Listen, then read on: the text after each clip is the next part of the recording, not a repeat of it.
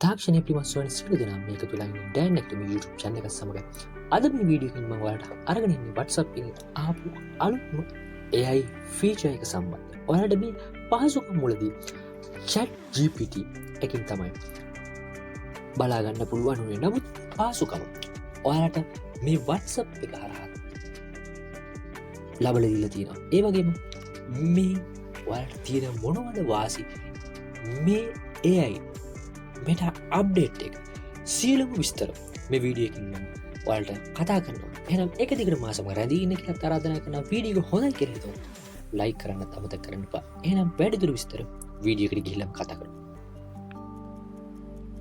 මුලින්ම මම දැන් මේ විදිහට මගේ WhatsApp එක ඕපන් කරගන්නවා. ඔයාලා මේ වගේ ඉන්ටර්ෆේස් එකක් ආවේ නැත්තම් ඔයාලා Play Store එකට ගිහිල්ලා WhatsApp එකේ අප්ඩේට් එක අනිවාර්යෙන්ම ගන්න. මේ විදිහට ඔයාලා ගියාට පස්සේ ඔයාලා WhatsApp එකට ඩවුන්ලෝඩ් පැත්තේ මෙන්න මේ වගේ අයිකන් එකක් බලා ගන්න පුළුවන්. මේ විදිහට AI ඕපන් වුණාට පස්සේ මෙන්න මේ ඉන්ටර්ෆේස් එක තමයි ඔයාලට දිස් වෙන්නේ. එතනින් ඔයාලට ලබා දෙන සියලුම පහසුකම් ටික ඔයාලට මෙන්න මේ විදිහට WhatsApp එකේ AI පහසුකම් ඔන් කරලා පස්සේ බලා ගන්න පුළුවන්. ඔයාලට මේ ආකාරයෙන්ම බලා ගන්න පුළුවන්.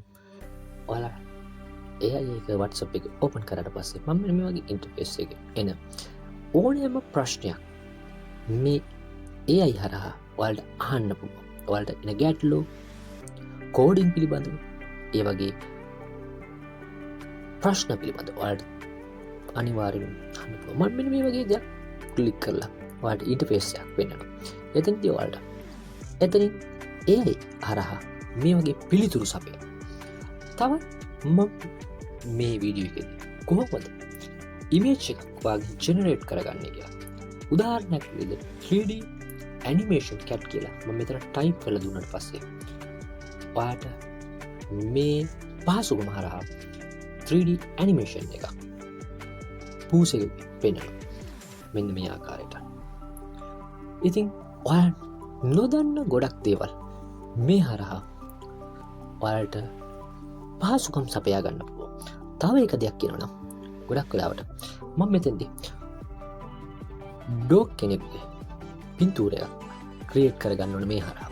ඔයාලට මෙන්න මේ විදිහට මම ටයිප් කරලා ඕකේ කරලා පස්සේ මේ වගේ බල්ලෙකුගේ පින්තූරයක් ඔයාලට පේනවා.